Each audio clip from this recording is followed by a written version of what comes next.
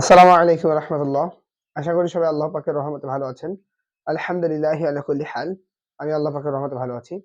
তো আজকে চলে আসলাম চতুর্থ ক্লাস নিয়ে, যে ক্লাসে ইনশাল্লাহ অক্ষর যে কটা বাকি ছিল সে কটা শিখবো ইনশাল্লাহ। তো আমরা পড়ানোর আগে একটা ছন্দ পড়ি, ছন্দটা পড়ে তারপরে পড়া যাবো ইনশাল্লাহ, ঠিক আছে? আউযু বিল্লাহি মিনাশ শাইতানির রাজীম। বিসমিল্লাহির রহমানির রহিম। রব্বি জিদনি ইলমা, রব্বি জিদনি ইলমা। হে আমার পরওয়ার বৃদ্ধি করো জ্ঞান আমার, বৃদ্ধি করো জ্ঞান আমার। সিনা খুলে দাও আমার, সিনা খুলে দাও আমার। মুখ জড়তা করো দূর, মুখ জড়তা করো দূর। ভাষা যেন হয় মধুর, ভাষা যেন হয় মধুর। আমরা যেন শিখতে পারি পবিত্র কোরআন। রহিম রহমান গো আমার ওহে দয়াবান।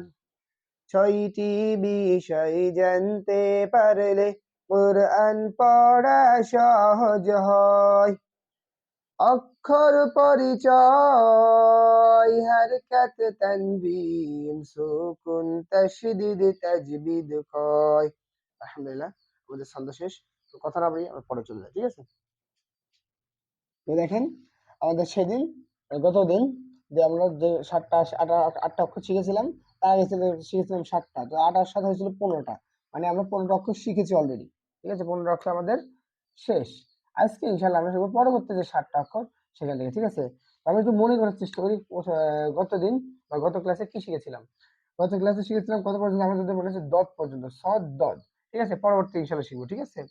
তো পরবর্তী অক্ষর যেটা হবে সেটা আমরা লিখি, ঠিক আছে?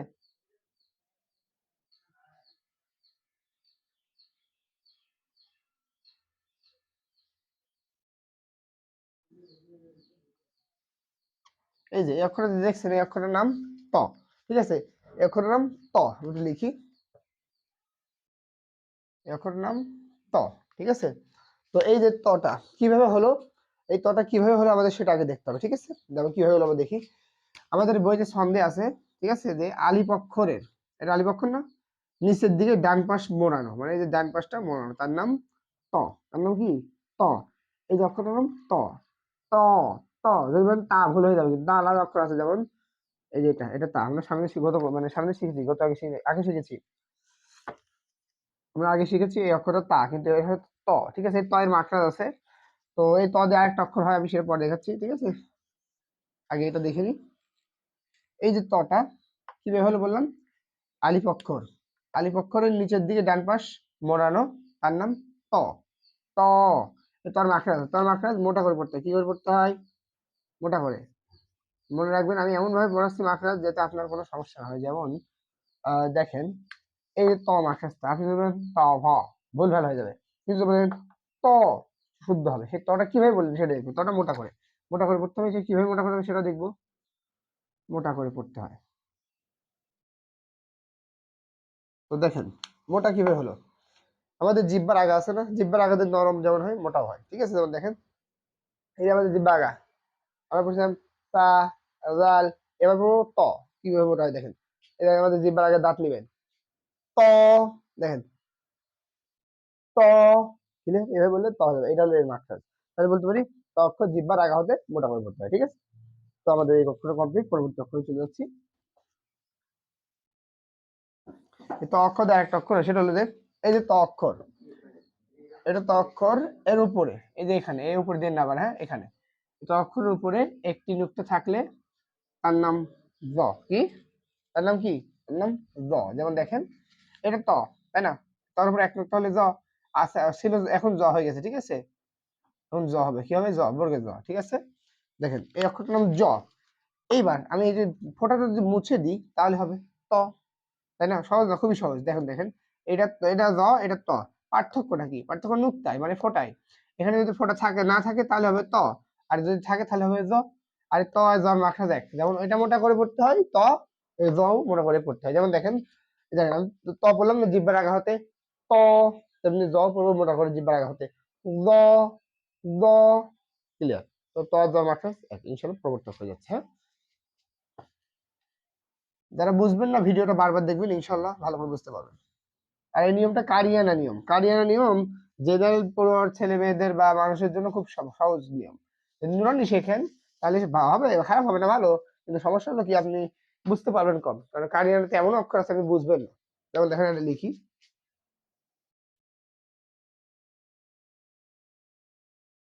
যেমন দেখেন কি লিখলাম, এটা ফোটা, এটা কিন্তু নুক্তা, হ্যাঁ এটা নুক্তা, ঠিক আছে, এখানে এটা পেশ, ঠিক আছে, এখানে পেশ, কি এটা, এটা কি আপনি বুঝবেন না, অনেকে বুঝবেন না, এই যে এমন অনেক থাকে, তবে যদিও এমন চোখে মুখে থাকে, এটা একটু বেশি দিতে একটু ভালো বুঝতে পারবেন।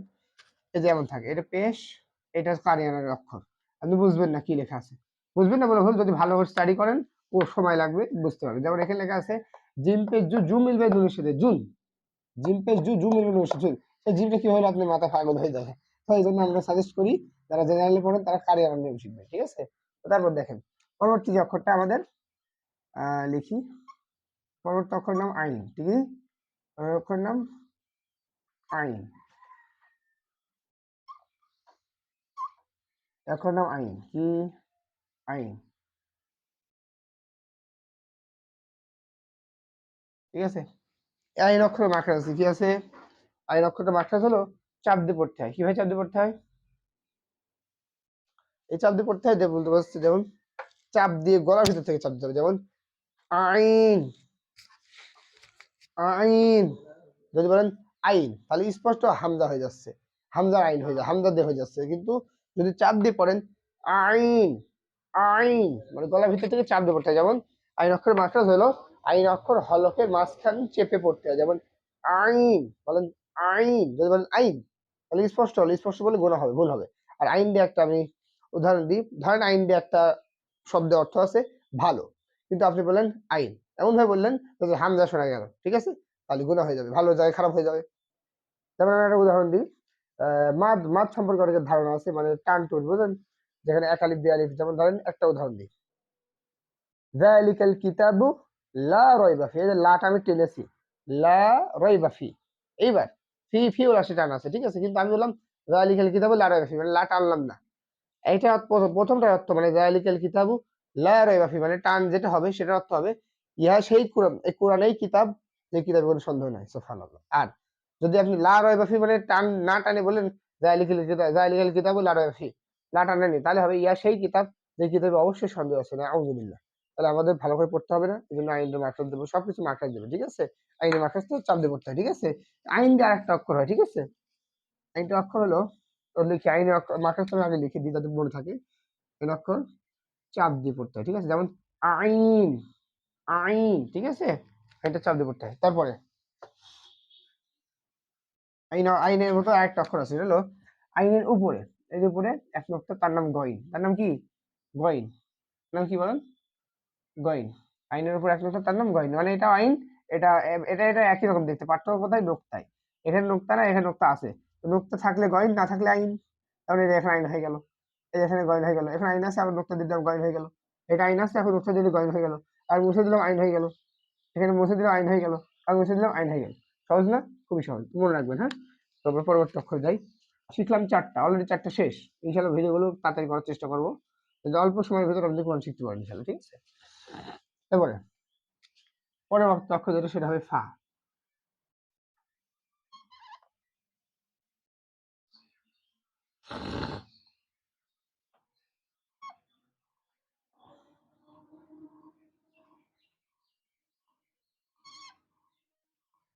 এই যে অক্ষরটার নাম ফা, অক্ষর ফাটা হলে কিভাবে সেটা আমাদের দেখতে হবে, ঠিক আছে। এই যে সোজা দাগ, আমরা পড়ছিলাম না সোজা দাগের দুই মাথা উঁচু, কিন্তু এটা সোজা দাগের দুই মাথা উঁচু হবে না, সোজা দাগ এটা, এটা তো হবে না, ঠিক আছে, একটু কম হবে, ঠিক আছে, সোজা দাগের ডান মাথার মোড়ানো, মোড়ানো মানে এই যে মাথাটা গোল, ওকে মোড়ানো বলে, সোজা সোজা দাগের ডান মাথা মোড়ানো বা গোল, উপরে একটু নক্তা, তার নাম ফা, তার নাম কি, ফা। তার মানে কি বুঝলেন, এই যে এটা ফা, আর এখন থেকে মিল অক্ষর পাবেন না, এটা বলতে পারেন আরেকটা অক্ষর আছে কফ, ওটা মিল হতে পারে কিন্তু অত বোঝার ক্ষেত্রে সহজ না।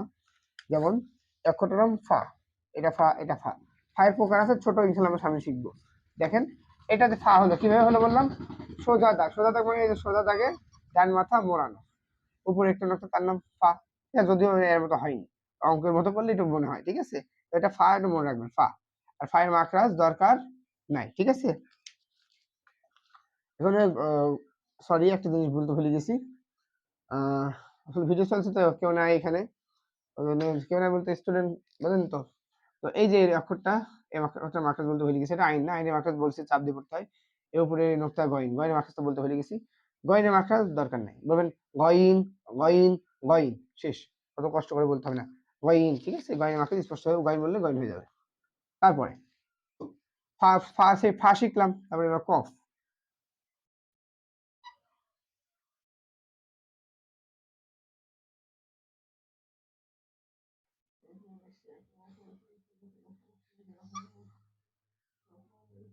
ঠিক আছে, এটার নাম কফ। তো এটা কফ হলে কিভাবে আমরা সেটা দেখবো, ঠিক আছে। এর কফ হলে কিভাবে আমরা সেটাই দেখবো, ঠিক আছে। যেমন অক্ষরটা কিভাবে কফ হলে আমরা সেটা দেখবো, ঠিক আছে। দেখেন, এই যে অক্ষরটা আমাদের বইতে আছে তিনের মতো দেখা যায়, তিন মানে এই যে তিন, ঠিক আছে। তিনের মতো দেখা যায় উপরে একটি নোক্তা, ঠিক আছে। তার নাম কফ, তার নাম কি, কফ। আমি তো বাংলা লিখি, বাংলা ভাষাভাষী মানুষ তো আমরা, ওই জন্য বাংলা ভালো বুঝি। তো এই দেখেন কফ, এই অক্ষরের নাম কফ, ঠিক আছে। এই কফের আবার মাখরাজ আছে, কি আছে, মাখরাজ। তো এটা ভালো সংবাদ হলো যে এই যে ছোট হাতের আমি ফাটা লিখি, এই দেখেন এটা ছোট হাতের ফা, ঠিক আছে। এই ধরেন, ধরেন এই ফায়ের উপরে আমি সামনে শিখবো এটা, ঠিক আছে। এটা কিন্তু কিছু না, এটা এমনি একটা আলিফ, এটা ফা, ঠিক আছে। এই ফায়ের উপরে এক নক্ত, মানে এই যে গোল মাথার উপরে এক নক্ত হলে তো ফা হলো, এবার দুই নক্ত হয়ে গেল কফ, সহজ না। কিন্তু ওই যে ধরেন এটা ফা, এটা কফ, আর এই যে এটা হচ্ছে ফা, কারণ একটু পার্থক্য বড়টাতে আছে, কিন্তু ছোটটাতে একই রকম। দুইটা নক্ত হলে কফ, একটা নক্ত হলে ফা। তো ঠিক আছে, পরবর্তী অক্ষর, ঠিক আছে। যেমন দেখেন, এই যে এটা কফ, তিনের মতো দেখা যায়, উপরে দুই নোক্তা, তার নাম কফ, ঠিক আছে। এই দুইটা কফ, মানে এই তিনটা কফ, ঠিক আছে, মনে রাখবেন এটা কফ অক্ষর, কফ অক্ষর, ঠিক আছে, মনে রাখবেন। এগারো কয়টা শিখলাম, ত, ব, আইন, গইন, ফা, কফ। আচ্ছা, এবার আরেকটা আছে, এবার আরেকটা অক্ষর আছে, সেটা আমরা শিখবো, ঠিক আছে। এই কফের মাত্রা মোটা করে পড়তে, কি করে পড়তে হয়, মোটা করে পড়তে হয়। মোটা করে কিভাবে পড়তে হয়, কোথা থেকে, জিহ্বার গোড়া, জিহ্বার গোড়া মানে ভেতর থেকে, এক কথায় অফ, অফ, যদি বলেন কফ ভুল হয়ে যাবে, বলতে হবে অফ, ভেতর থেকে, ভেতর গলার ভেতর থেকে, এমন ঢোক গিলার মতো বলবেন, যেমন অফ, অফ, অফ, ঠিক আছে, বলতে হবে অফ। যদি বলেন কফ ভুল হয়ে যাবে। আর সামনে অক্ষর আছে, সেটা সেম আমি শিখাচ্ছি, দেখেন। তাহলে মনে রাখেন, কফ অক্ষর মোটা করে পড়তে হয়, যেমন জিহ্বার আগা হতে, জিহ্বার গোড়া হতে মোটা করে পড়তে হয়, যেমন অফ, ঠিক আছে। নেক্সট,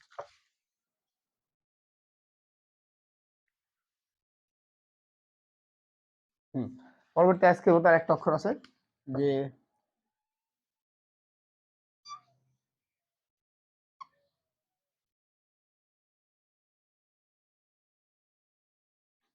উঁচু নিচু হচ্ছে, কিছু মনে করবেন না, ঠিক আছে। এই যে অক্ষরটা, এই অক্ষরটার নাম কাফ, অক্ষরের নাম কি, কাফ, অক্ষরের নাম কাফ। স্পষ্ট হয়, খালি বলেন কাফ, হয়ে যাবে কাফ, কোনো সমস্যা নেই, ঠিক আছে। এই অক্ষরটার নাম কাফ, এটা মনে রাখবেন। কাফটা হলে কিভাবে, আলিফ অক্ষরের মতো, আলিফ অক্ষরের ডান পাশে উপরে, ঠিক আছে, বলেন। তো এই অক্ষরটার নাম, এই যে ভেতরের, এই অক্ষরটা দুটো অক্ষর দিয়ে দেবে, ঠিক আছে। আহ,